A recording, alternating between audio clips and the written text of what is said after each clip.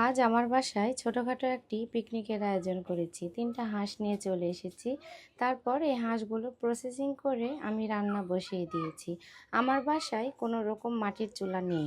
আমি ছাদের ওপর সিমেন্টের চুলার ওপর মাটি লাগিয়ে তারপর এই চুলাটাকে মাটির চুলায় পরিণত করে ফেলেছি।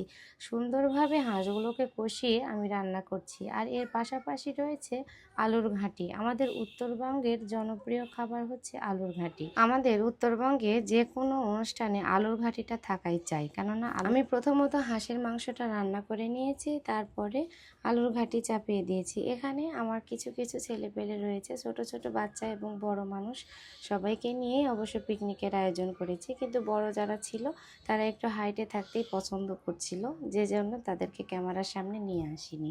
আমার সঙ্গে সহযোগিতা করছিল আমার ননদের স্বামী, অর্থাৎ আমার বড় দুলাভাই। দেখেন সুন্দরভাবে আমাকে হেল্প করছে। অবশ্য এই ভাইয়াটি সুন্দরভাবে রান্নাটা কমপ্লিট করেছে, আমি জাস্ট একটু সাথে সহযোগিতা করেছি। দেখেন সুন্দরভাবে আমার প্রসেসিং হয়ে গিয়েছে। হাঁসের মাংস নামানোর পরে দেখেন কত সুন্দর একটা কালার চলে এসেছে। আমি জিরার গুঁড়া দিয়ে দিলাম। তারপর আমি ভালোভাবে মাংসের সাথে জিরার গুঁড়াটি সুন্দর করে মিশিয়ে সুন্দরভাবে প্রসেসিং করার চেষ্টা করছি। এই যে দেখেন আমার মাংস একদম কমপ্লিট রেডি হয়ে গিয়েছে। এখন থাকলো আলুর ঘাঁটি। আলুর ঘাঁটিতে আমি সুন্দরভাবে জিরার গুঁড়া দিলাম।